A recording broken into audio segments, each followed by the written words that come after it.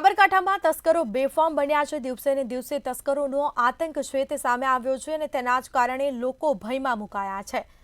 તસ્કરો બેફામ બન્યા છે। સાબરકાંઠા જિલ્લામાં ઘરફોડ ચોરીના કિસ્સાઓમાં વધારો જોવા મળ્યો છે।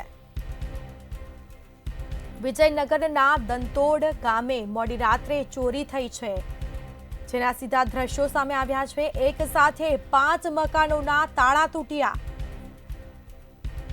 તસ્કરોએ એક સાથે 5 મકાનોમાં હાથફેરો કર્યો છે। તસ્કરોનો તરખાટ જોવા મળ્યો છે।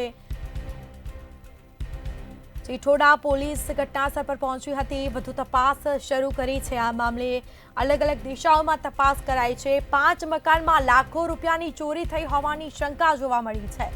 વિજયનગરના દંતોડ ગામે મોડી રાત્રે ચોરી થઈ હતી। એક સાથે 5 મકાનોના તાળા તૂટ્યા તો ઘરમાંથી ચોરી થઈ છે। તસ્કરોએ લૂંટ ચલાવી અને ફરાર થયા હતા।